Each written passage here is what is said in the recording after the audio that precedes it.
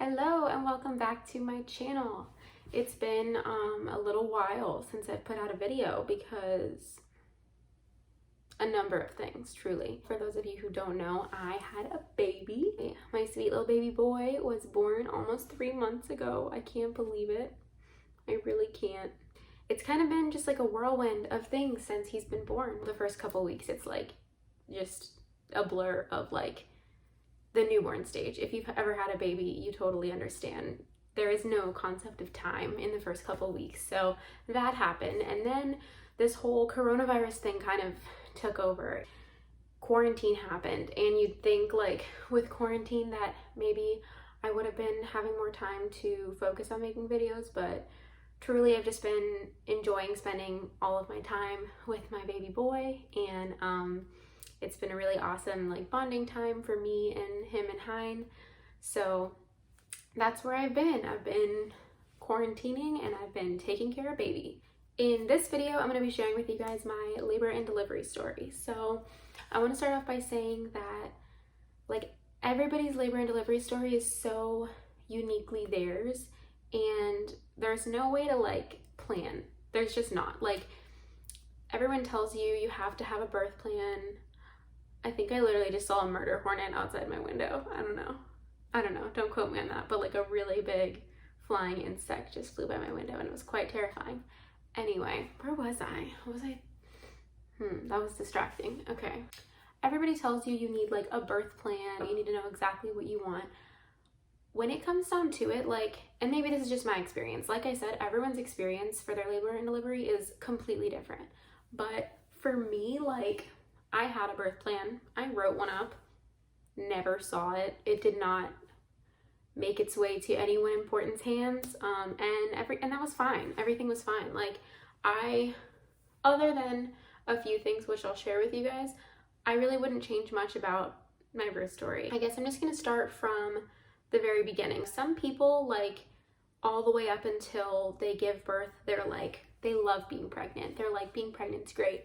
I had a very easy first and second trimester and a very difficult third trimester physically.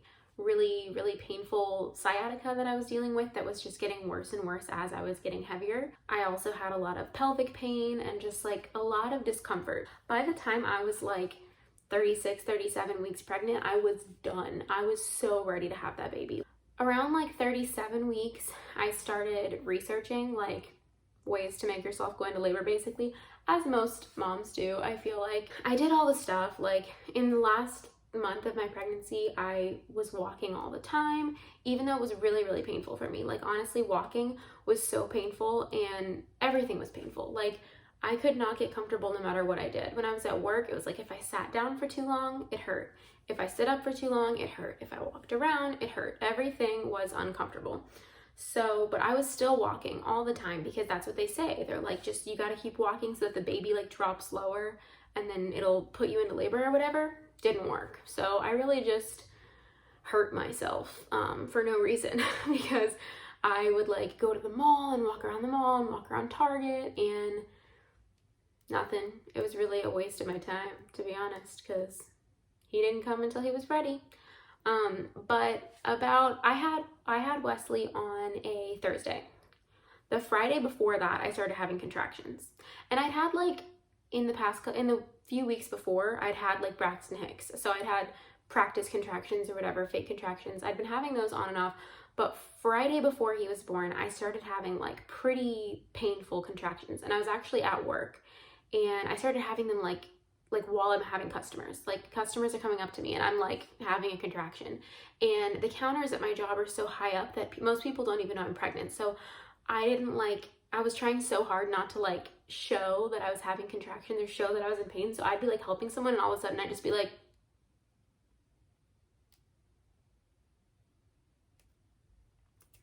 and then I'd like start sweating. And so I had like my coworkers were around me or whatever, and one of my coworkers, Stephanie, she walks by me and I was like, hey girl, just want to let you know because I feel like I should let somebody know, but I'm like having contractions and they're like pretty painful. They're like coming pretty, often. So I just want somebody to know. And she's like, yeah, you look like you're sweating. Like, are you okay? And I'm like, yeah, I don't really think so.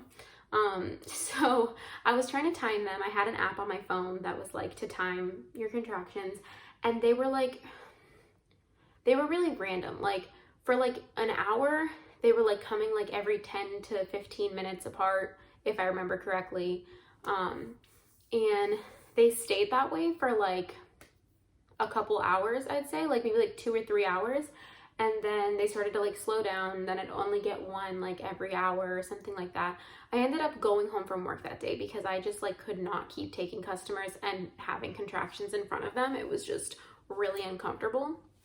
So I went home. I drove myself home, which everyone at work was like, don't do that. Like let someone drive you. But we were really understaffed, and I just didn't want to like, I was fine. Like I was having contractions and I was in pain, but I knew that like the stage I was at was manageable. Like I knew that I could drive myself home. It was fine. So I did, and I went home, and I kept having contractions through that night and into Saturday.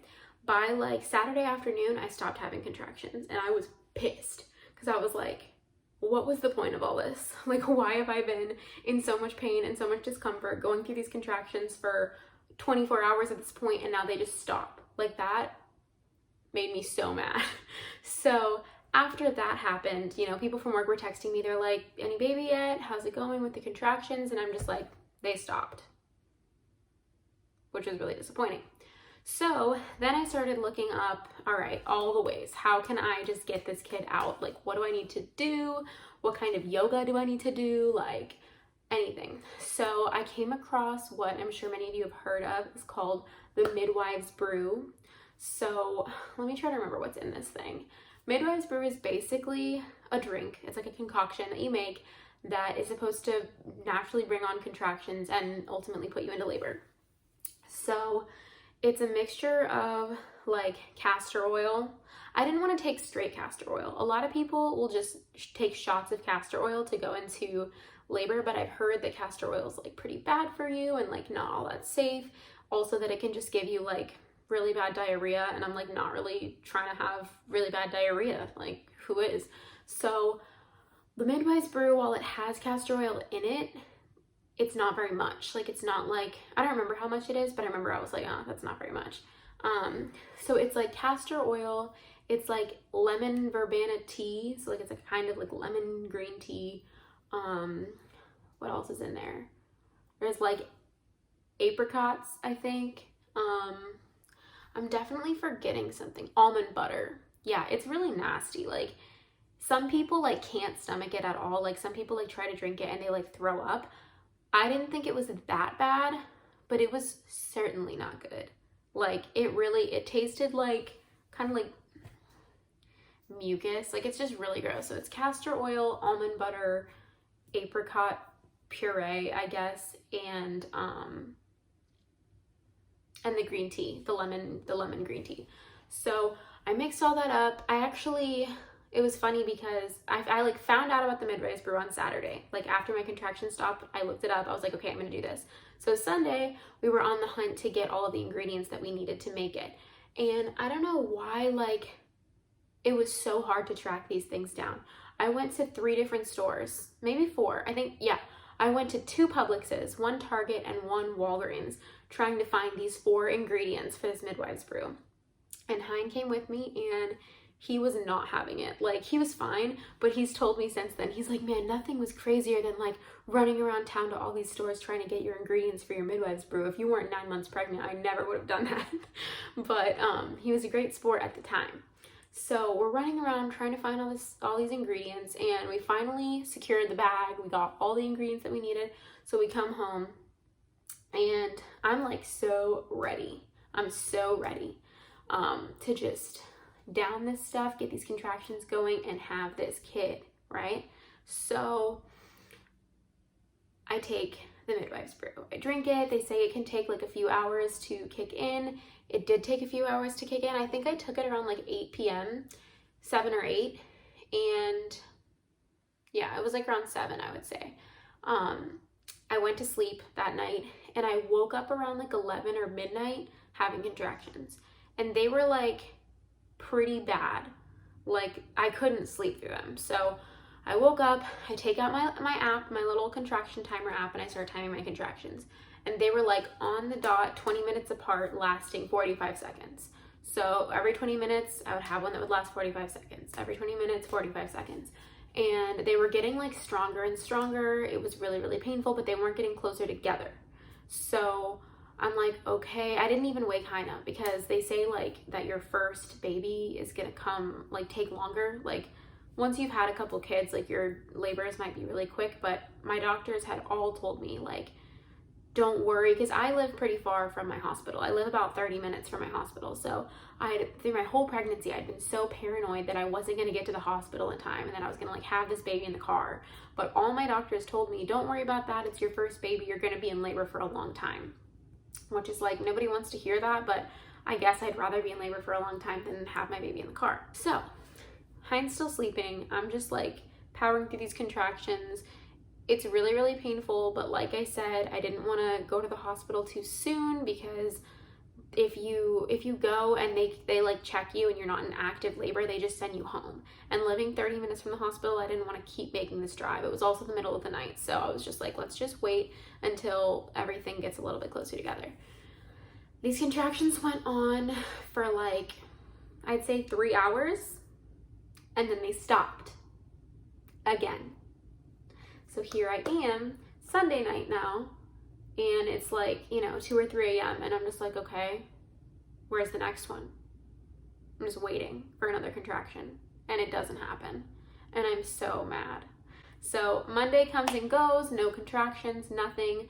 Tuesday comes, and I'm having some more. I'm having some more like Braxton Hicks kind of contractions. These ones were like not as painful as what I'd been having, but they were something, So Tuesday I have an appointment at my OB to get checked. They check me and they tell me that I am 2 centimeters dilated. So that's encouraging because all my appointments up until this point, I hadn't been dilated at all. So I was like, 2 centimeters, that's great. And they're like, yeah, but some people are 2 centimeters for their whole last month of their pregnancy. It doesn't mean you're in active labor. We'll just kind of keep an eye on it. But because of some things that came up on my last ultrasound, which happened that day, they decided to move up my inducement. So originally, I was about to be 40 weeks pregnant. I was going to be 40 weeks the next day. So Tuesday, my appointment. So Tuesday was my appointment, and then Wednesday I would be 40 weeks pregnant. So they had scheduled my inducement for a week from my 40 weeks. But after doing an ultrasound, I guess they found that like my fluid was a little bit low. So they were like, okay, we're going to induce you on Thursday morning. And I'm like, okay, that's not so bad. Like if I don't go into labor naturally before then, at least I know I'm having a baby on Thursday. 2 days away, I can power through until then. But I was still a little bit like, can it just happen today? Like I just want to meet my baby already, So I go home and I'm just like, I'm excited because I'm dilated. I'm excited because I know that either way, no matter what happens, I'm like gonna have this baby soon. So I'm starting to like feel a little bit less irritated, a little bit less like, done, because at least there's an end in sight.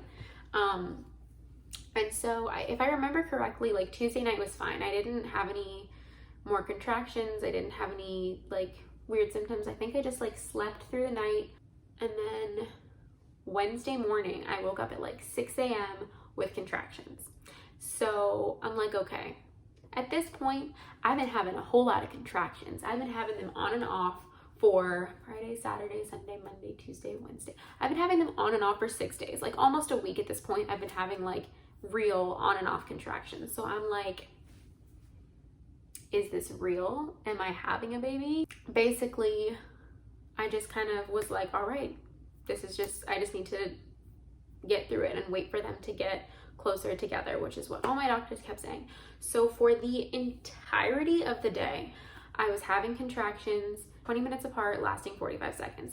The like rule of thumb that my doctors told me is you go to the hospital when your contractions are 5 minutes apart, lasting a full minute for at least an hour. So it'd been a whole day. They weren't 5 minutes apart, they were 20 minutes apart, but it had been an entire day, like from 6 a.m. 6 a.m. until like around 6 or 7 p.m. I started being like, maybe we should go to the hospital. So because they were like, the intensity of the contractions was getting much worse. At 6 a.m. when I woke up and they were like, they started, obviously they're uncomfortable, but they were not like bad, you know, they weren't terrible yet. But by like 6 or 7 p.m. I was like, these are getting really, really like to the point where I can't really like talk through them. All day while I'd been having the contractions, I was able to get through them, you know, like it was like I would talk through them. I would be like, oh, I'm having another contraction, you know, it hurts, whatever. But like it wasn't that bad. By the evening time, every time a contraction came, I was like, okay, like I could not focus on anything else. I could only focus on the contraction because they were getting serious. They were painful.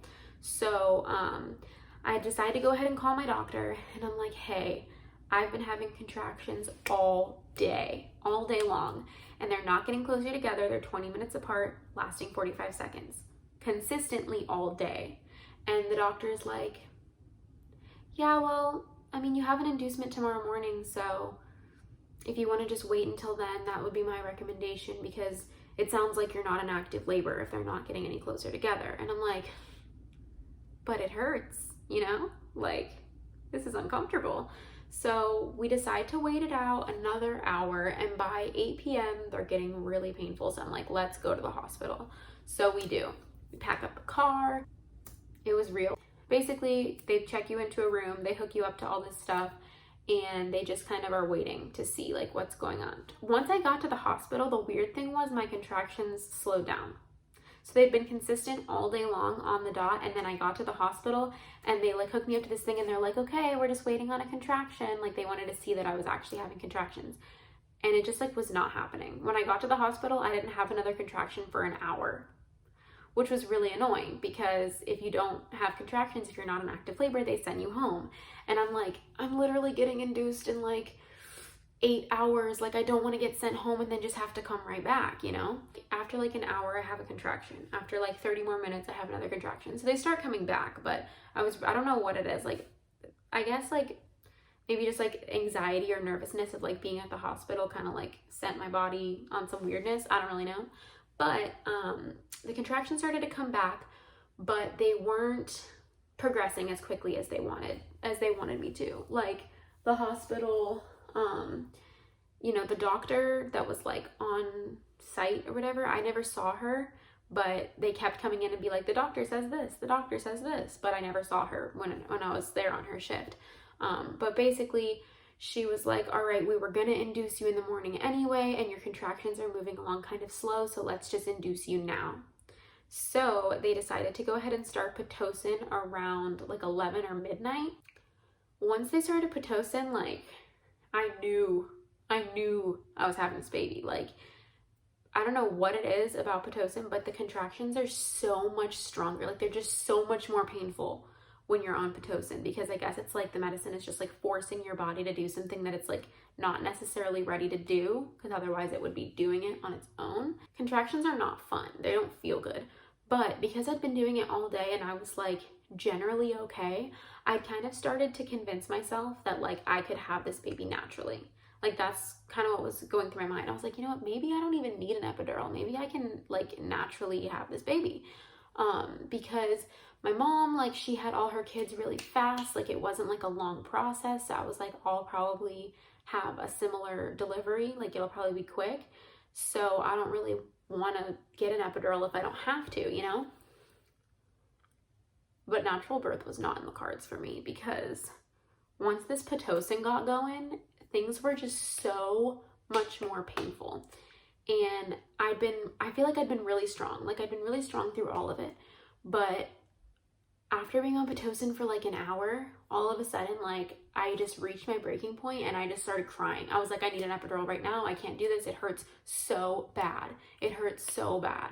And so they're like, okay, they're going to bring anesthesiology in here. They're going to come in. They're going to give you the epidural. You're going to feel much better.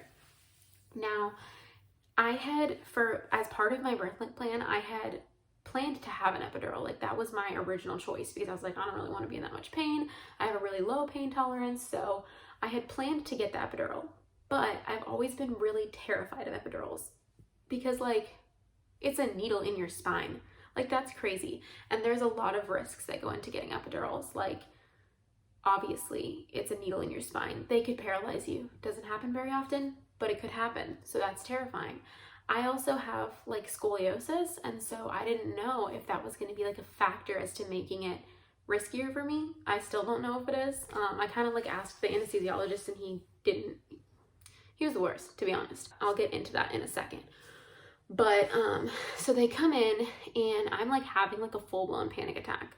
Like I'm so scared. They put me on the edge of this bed and they're like, okay, don't move. And I'm like, not only am I having like the worst, I'm at the peak of my pain at this point. Like I have not ever had pain like this before.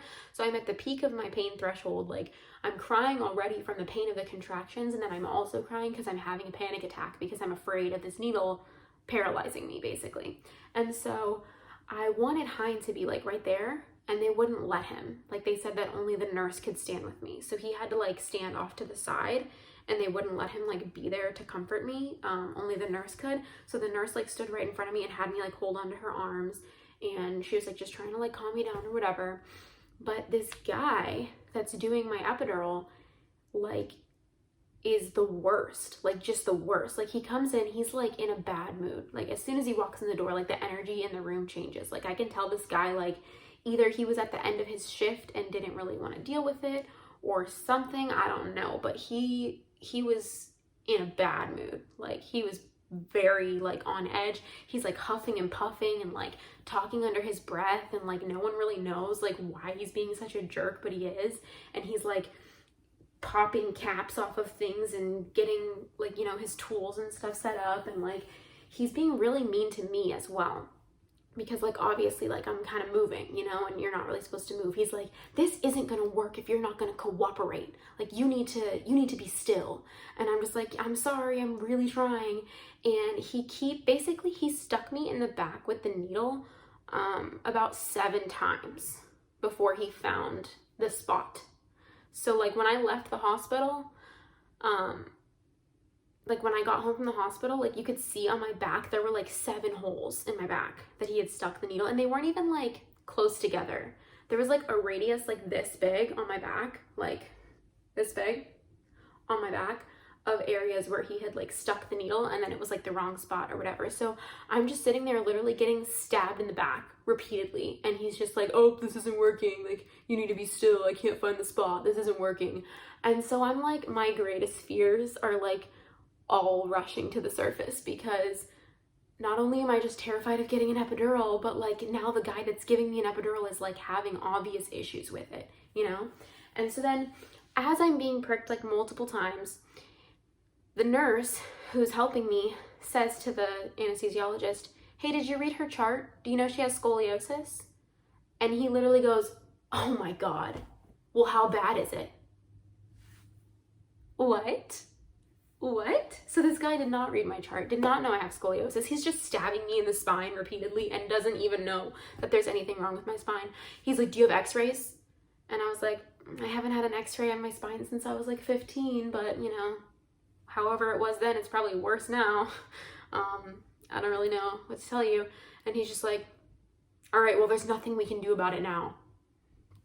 So I don't even know what happened. Like something happened with like what he was trying to put in my back, and I don't know, something broke, like the syringe or something like broke. And so he's like, oh, I need a new one. And just like, it was a whole fiasco. Like this guy was such an idiot and such a jerk. But eventually, you know, he's like, okay, you're done. Epidural's in there. I wait a few minutes, and something that I had heard can happen and was just like terrified of it happening did happen, which is that I only felt the epidural on one side of my body. So that is like pretty common, happens to a lot of people. What they recommended that I do is like lay on the opposite side and let gravity spread the medicine to the other side of my body. I did that and it did not work. So like initially when the epidural started to set in, I felt better. Like the contractions went away, or they didn't go away, but like I stopped feeling them for like 30 minutes. I had 30 minutes of bliss. And then I start feeling, on the left side of my body, I start feeling the contractions again. I start feeling like my legs, everything, the pain comes back. And so they try to have me flip over. The medicine doesn't move. While all of this is happening, and I'm just like, okay, like it's starting to hurt really bad. Like I can still really, really feel it on this side of my body. Like what can we do about this? While all of that is going on, something with the computer system in my room, like the computers like went down, and so they weren't able to monitor me from outside the room, because the nurse doesn't stay in the room with you all the time. They hook you up to the monitors and they kind of go out, and then if anything comes up on the like alert, then they'll come in, or they'll just check on you periodically.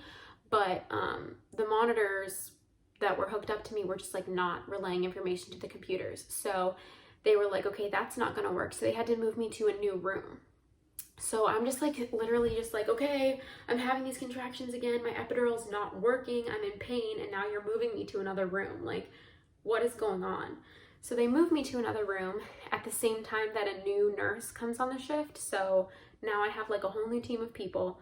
But I would say that the new team that I got, this was around like 6 a.m., they were like the dream team. They were so great. They were so much better than anyone who had helped me up to this point. I loved the nurse that delivered. She was like the best. Her name was Tiffany. Love you, girl. She was great. And there was also a new team in anesthesiology at this point. So she was like, you know what? If the epidural's not working, let's just take it out and get a new one. And I was like, I can do that? And she's like, yeah, if it's not working, we'll just send anesthesiology in and they'll do a second epidural. And so that's what we did. So a new team came in, and the guy who had me do my first epidural, he had me like sit up on the hospital bed and like lean over. And so I'm like sitting up, which is like not comfortable when you're having contractions. Like you want to lay down kind of. I mean, everybody's different, but like I wanted to like lay down in the fetal position, literally. And so that's actually what he had me do, this new guy. He had me lay down on my side and like curl into a ball. And that was so much more manageable for like not moving, because you can't move, like I said. So it was so much easier to not move when I was able to lay down. This guy, like, he was super nice, super patient, came in so friendly, like, was like talking me through the whole thing. It was super fast too. Like he did the whole thing in like less than 2 minutes. It was great.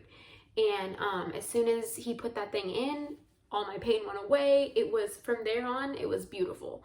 Like once you get that epidural and it works, it's the best thing ever. Like I would never, honestly, I will say this right now, like I will never have natural birth by choice, because when the epidural works, it's the greatest thing in the world. Like you can tell when you're having a contraction, but it does not hurt. It doesn't. If you don't know this, if you're like considering, should I get an epidural, should I not? Obviously that's your choice. There's a lot of things that go into it. You should really like make sure that you're comfortable with whatever choice you make. But I just gotta say, I'm a fan. I'm a fan of an epidural when it works. So the second epidural that I got, which is crazy. Like when I tell people I had to get 2 epidurals, they're like baffled, which I am too. But once I got that second epidural and it actually worked, it was smooth sailing. Everything, I was just chilling. Like I was good. I was feeling good. Just waiting to have my baby. So I don't really like remember what happened from then until I had the baby. Basically, like, I think I even took a nap. Yeah, I did. I slept for a little while. So after they got me that second epidural, I was like, okay, I'm gonna take a little nap. So I slept for a couple hours, I think like 2 or 3 hours. And then, you know, the doctor came in, checked on me, which they checked on me every once in a while just to see if I was like dilating more. And then at like 9:30, 10 a.m., they're like, okay, you're 9 centimeters. So you're almost there. Once you get to 10 centimeters, that's when they have you start pushing. So they're like, the doctor's like, why don't you do some practice pushes with her, you know, just get her kind of started. So basically there's like a monitor right next to me that shows when I'm having a contraction, and I can usually feel it too. Like I can feel the pressure. But I was like watching that as well. So we would wait until I'd have a contraction and then I'd practice pushing, whatever. So then it's like, I guess like 10:30, because my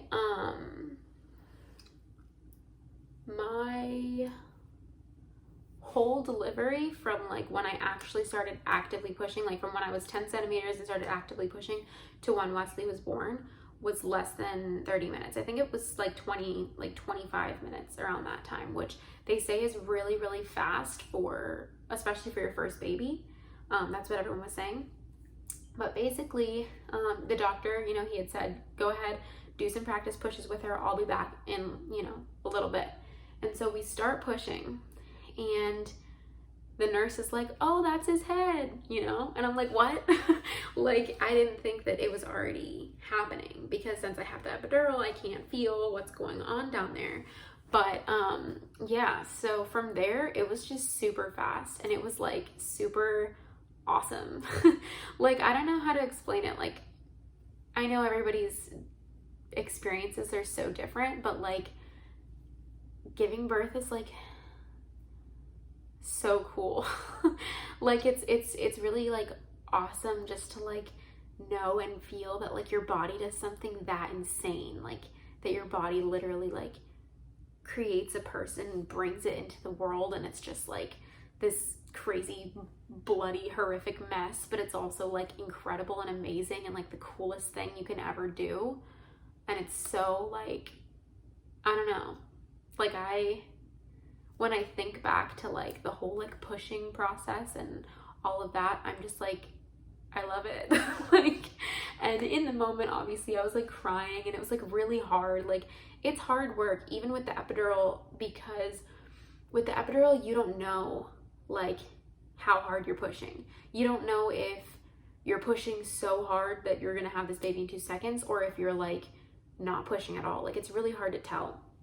And so for me, I was pushing really hard, and I didn't really know that, like, because I was just trying to give it my all. Like, you know, obviously once you know, like once they tell you that they can see the head, and like, you know, the baby's like there and you're about to have this baby, you want to do everything you can to have it as quickly as possible so you can just hold your baby, you know?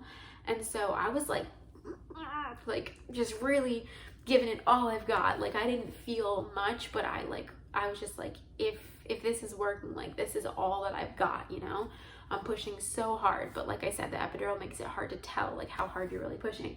So the doctor came in basically in enough time to catch the baby, because I gave birth way faster than he expected. He comes in and he's like, are we having this baby? And the nurse is like, yeah, because she was about to deliver it. Like, the nurse was about to deliver my baby herself, which I have every confidence she could have done. She was amazing. But my doctor did come in just in the nick of time, and it's just like, there's so many like emotions and so many things that it's like hard to put into words, but there's nothing on this earth, nothing that I've ever experienced, nothing that I think I could ever experience that is like the feeling of going through labor and going through delivery and then holding your baby.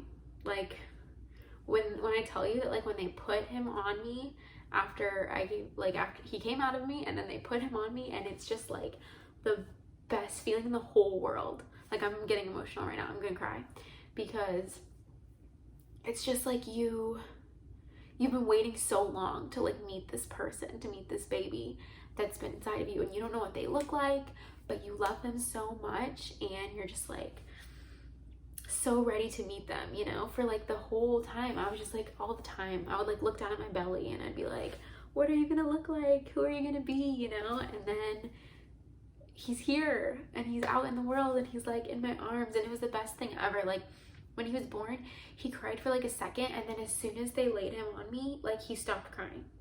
And I always thought that babies didn't open their eyes for like a long time. I don't know why I thought that. I know like a lot of animal babies don't open their eyes for a long time, but I also thought that human babies don't. But I guess they do, because they laid him on my chest, and he opened his sweet little eyes, and he just like looked up at me, and it was the best thing that's ever happened to me. And it's crazy, like during that time, like I'm just like holding him and staring at him and like falling in love with my son. And you know, they're like stitching me up and cleaning things up. Let me tell you, I tore bad. Like, the doctor and the nurses were all like very, very alarmed, I guess, at how much blood I lost, and like were very concerned for it, because I guess it was just like so much. Like, not to be like TMI, but this is a labor and delivery story, so you kind of signed up for it, but like literally I heard all of my blood like hit the floor, because after you have a baby, they like push down on your stomach to like push out any extra blood and stuff that's inside your uterus. And so they push on your stomach really hard, and they did that, and I literally just heard like and it was just like so much blood. I didn't see any of it because like I'm just baby cuddling up here, but it was so crazy to hear. And I'm like, is that okay? And the nurse is like, yeah, it's a lot of blood. It's a lot. And I'm just like, am I okay? But obviously here I am. I'm okay. It's fine. But everyone was pretty alarmed. I think that I probably tore so bad because of the epidural, because I couldn't tell how hard I was pushing, and I was pushing really, really hard. So if I had taken my time a little bit more and not just been so like gung-ho about getting it out, then maybe I wouldn't have torn, but I don't care, because it was so great to like just, I don't know, everything just felt like so right and so perfect, like the way that it happened. And now I have this like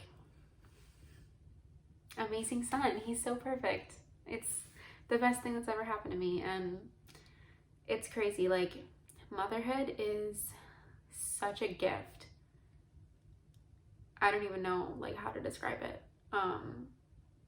There's so many emotions that you go through, like in your first day of being a mom, in your first few weeks, in your first few months, and your relationship with yourself and your relationship with your baby are like constantly changing. And I think that happens forever. I don't think that that's just the newborn stage. I think that happens forever. But every step of the way has been like so rewarding, and it's been hard.